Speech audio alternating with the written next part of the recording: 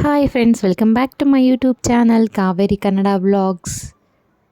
ಇವತ್ತು ನಮ್ಮದು wedding anniversary ಇದೆ. ಸೊ ಹಾಗಾಗಿ ನಾನು ಸರ್ಪ್ರೈಸ್ ಮಾಡೋಣ ಅಂತ ಹೇಳ್ಬಿಟ್ಟು ಸೆಟಪ್ ಎಲ್ಲ ಮಾಡ್ತಾಯಿದ್ದೀನಿ. ಅರೇಂಜ್ಮೆಂಟ ನೋಡೋಣ ಯಾವ ಥರ ಬರುತ್ತೆ ಅಂತ. ನಾನಿಲ್ಲಿ ಮೊದಲಿಗೆ ಅನಾನಸ್ನ ತೊಗೊಂಡಿದ್ದೀನಿ. ಪೈನಾಪಲ್ನ ನಾನು ಹಾರ್ಟ್ ಶೇಪಲ್ಲಿ ಕಟ್ ಮಾಡಿದ್ದೀನಿ. ನಾನು ಪೈನಾಪಲ್ಲು, ವಾಟರ್ ಮಿನಲ್ನು, ಬನಾನಾ ಮತ್ತು ಆರೆಂಜನ್ನ ಯೂಸ್ ಮಾಡ್ಕೊಂಡ್ಬಿಟ್ಟು ನಾನು ಫ್ರೂಟ್ ಕೇಕ್ಸ್ ಮಾಡಬೇಕಂತ ಹೇಳ್ಬಿಟ್ಟು ಡಿಸೈಡ್ ಆದೆ. ಯಾಕಂದರೆ ಬೇಕ್ರಿಲಿ ತರೋ ಕೇಕು ಸೊ ಅಷ್ಟು ಇಷ್ಟ ಆಗಲ್ಲ, ನಮ್ಮ ಮನೇಲಿ ಯಾರು ಅಷ್ಟು ತಿನ್ನೋದಿಲ್ಲ ಅಂದ್ಬಿಟ್ಟು. ಸೊ ಫ್ರೂಟ್ಸು ವೇಸ್ಟ್ ಆಗಬಾರ್ದು, ಫ್ರೂಟ್ಸು ತಿಂತಾರೆ ಅಂತ ಹೇಳ್ಬಿಟ್ಟು ನಾನು ಫ್ರೂಟ್ ಕೇಕ್ನ ಮಾಡೋಣ ಹಾರ್ಟ್ ಶೇಪಲ್ಲಿ ಅಂತ ಸೊ ನಾನು ಟ್ರೈ ಮಾಡಿದೆ. ನಮ್ಮ ಅತ್ತೆ ನನಗೆ ಯಾವಾಗಲೂ ಹೇಳ್ತಾ ಇರ್ತಾರೆ ಏನಂದರೆ, ನಾವು ಕಲ್ಲಂಗಡಿ ಹಣ್ಣದು ವೈಟ್ ಕಲರ್ ಇರುತ್ತಲ್ವ, ಸೊ ಅದನ್ನು ತಿನ್ನೋದ್ರಿಂದ ನಮಗೆ ಕಫ ಕಡಿಮೆ ಆಗುತ್ತಂತೆ. ನಾರ್ಮಲಾಗಿ ನಾವು ರೆಡ್ಡಿಶ್ ಇರೋದಷ್ಟೇ ನಾವು ಹಣ್ಣು ಅಂತ ತಿಂತೀವಲ್ವ. ಸೊ ಇದೊಂದು ಟಿಪ್ಸ್ ಅನ್ಕೋಬೋದು. ಕಲ್ಲಂಗಡಿ ಹಣ್ಣದು ಈಗ ವೈಟ್ ಕಲರ್ ಇರುತ್ತಲ್ವ, ರೆಡ್ ಕಲರ್ ಆದಮೇಲೆ ಅದನ್ನು ತಿನ್ನೋದ್ರಿಂದ ಕಫ ಕಡಿಮೆ ಆಗುತ್ತಂತೆ. ಸೊ ಆಫ್ಟರ್ ಅದಾದಮೇಲೆ ನಾನು ಬನಾನೂ ಕೂಡ ನಾನು ಈ ಥರ ಚಿಕ್ಕ ಚಿಕ್ಕದಾಗಿ ಹಾರ್ಟ್ ಶೇಪ್ ಬರೋ ಥರ ನಾನು ಕಟ್ ಮಾಡಿಕೊಂಡೆ. ನಾವು ಪಚ್ಚಬಾಳೆಹಣ್ಣು ತೊಗೊಂಡ್ರೆ ಅದು ಸ್ವಲ್ಪ ಕಲಿಸ್ಕೊಂಡಂಗೆ ಆಗಿಬಿಡುತ್ತೆ. ಸೊ ನಾವು ಪುಟ್ಟ ಬಾಳೆಹಣ್ಣು ಅಥವಾ ಏಲಕ್ಕಿ ಬಾಳೆಹಣ್ಣು ತೊಗೋಬೋದು. ಏಲಕ್ಕಿ ಬಾಳೆಹಣ್ಣು ತೊಗೊಳೋದ್ರಿಂದ ಸ್ವಲ್ಪ ಮಧ್ಯೆ ಮಧ್ಯೆ ಚುಕ್ಕಿ ಚುಕ್ಕಿ ಥರ ಕಾಣುತ್ತೆ. ಪುಟ್ಟ ಬಾಳೆಹಣ್ಣು ತೊಗೊಂಡ್ರೆ ನಮಗೆ ನೀಟಾಗಿ ವೈಟ್ ಕಲರಾಗಿ ನಮಗೆ ಹಾರ್ಟ್ ಶೇಪ್ದು ಬನಾನಾದಲ್ಲಿ ಚೆನ್ನಾಗಿ ಸಿಗುತ್ತೆ. ಆರೆಂಜ್ ಅಂತೂ ನಾವು 2 ಸಿಪ್ಪೆ ಸುಲಿದು ಅದನ್ನು 2 ಹೋಲ್ ಮಾಡಿದ್ರೆ ಅದರಲ್ಲೇ ಹಾರ್ಟ್ ಶೇಪ್ ಇರುತ್ತೆ. ಬನಾನಾ ಮತ್ತು ನಾವು ಸಾಫ್ಟಾಗಿ ಹ್ಯಾಂಡಲ್ ಮಾಡಬೇಕಾಗತ್ತೆ. ಬನಾನಾ ಕಟ್ ಮಾಡುವಾಗ ಅದು ಪಚ್ಚಬಾಳೆಹಣ್ಣು ಆಗಿಬಿಟ್ರೆ ಅದು 2 ಬೋಳಾಗ್ಬಿಡುತ್ತೆ. ನೋಡಿ, ನಾನಿಲ್ಲಿ ಈ ಥರ ಒಂದು ಹಾರ್ಟ್ ಶೇಪ್ನ ನಾನು ಬಾಳೆಹಣ್ಣಲ್ಲಿ ಮತ್ತು ಕಲ್ಲಂಗಡಿ ಹಣ್ಣು ಮತ್ತು ಪೈನಾಪಲ್ ಹಣ್ಣನ್ನು ಸೇರಿಬಿಟ್ಟು ನಾನು ಈ ಫ್ರೂಟ್ಸಿಂದ ಒಂದು ಫೈನಲಾಗಿ ಇದು ಫ್ರೂಟ್ ಕೇಕ್ನ ಮಾಡೋಕ್ಕೆ ನಾನು ರೆಡಿ ಮಾಡಿದೆ. ನಾನು ಬನಾನಾನೇ ಹಾರ್ಟ್ ಶೇಪಲ್ಲಿ ಯಾಕೆ ಟ್ರೈ ಮಾಡಿದೆ ಅಂತ ಹೇಳಿದ್ರೆ, ಸೊ ಬನಾನಾ ಈಸಿಯಾಗಿ ನೈಟ್ ಟೈಮು ಡೈಜೆಷನ್ಗೆ ಹೆಲ್ಪ್ ಮಾಡುತ್ತೆ.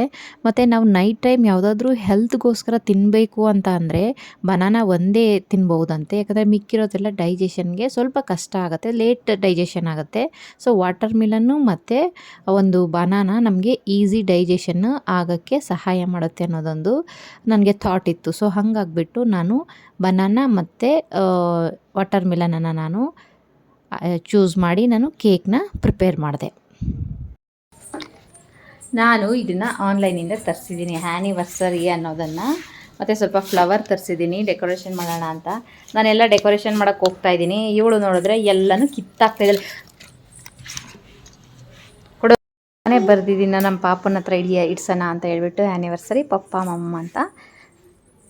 ಕೇಕ್ ಫ್ರೂಟ್ಸಲ್ಲಿ ಕೇಕ್ ಮಾಡೋಣ ಅಂತ ಹೇಳ್ಬಿಟ್ಟು ಸೊ ಹಾರ್ಟ್ ಶೇಪ್ದಲ್ಲಿ ಮಾಡಿದ್ದೀನಿ. ಈ ಫ್ರೂಟ್ಸ್ ಎಲ್ಲ ಯಾವ ಥರ ನಾನು ಅಂಟಿಸಿದ್ದೀನಿ ಅಂತ ಹೇಳಿದ್ರೆ, ನಾನು ಇದು ಗೋಬಿ ಸ್ಟಿಕ್ ಬರುತ್ತಲ್ವ ಚಿಕ್ಕ ಚಿಕ್ಕದು, ಆ ಸ್ಟಿಕ್ನ ನಾನು ಹೆಲ್ಪ್ ತೊಗೊಂಡು ಅದರಿಂದ ನಾನು ಇದಕ್ಕೆ ಎಲ್ಲ ಪೇಸ್ಟ್ ಮಾಡಿದ್ದೀನಿ. ಬನಾನಾ ಮತ್ತು ಪೈನಾಪಲ್ನ. ವಾಟರ್ ಮಿಲನ್ ಸಾಫ್ಟ್ ಆಗಿರೋದ್ರಿಂದ ಈಸಿಯಾಗಿ ಅದಕ್ಕೆ ಅಂಟ್ಕೊಳ್ಳುತ್ತೆ. ಸೊ ಒಂದು ಇದರಿಂದ ನಾವು ಫುಲ್ ಕೇಕ್ ರೆಡಿ ಮಾಡಿದ್ದೀನಿ. ಆ್ಯನಿವರ್ಸರಿ ಅಂತ ಇರೋದು ಬೋರ್ಡ್ನ ಇವಾಗ ನಾನು ಮೀಶೋನಲ್ಲಿ ಆರ್ಡ್ರ್ ಮಾಡಿದ್ದೆ, ಬಂತು ಇವಾಗ. ಅದು ಚೆನ್ನಾಗಿದೆ.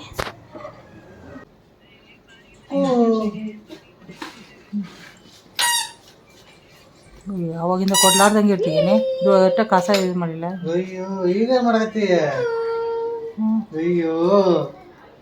ಇಲ್ಲಪ್ಪ, ನಾನು ವೇಸ್ಟ್ ಹಾಕೋದು ನಾನು ಇಷ್ಟ ಅಂತ ಹೇಳಲ್ಲ, ನಾನು ಹೊಲಿತಾ ಇಲ್ಲ ಕೆಲಸ.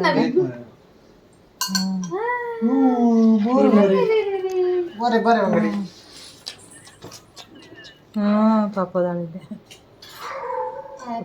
ಪಾಪು ಏನಿಲ್ಲ, ಮಲ್ಕೊಂಡೋಗಿ ನಿದ್ದೆ ಬಂದವು ಇಲ್ಲಪ್ಪ.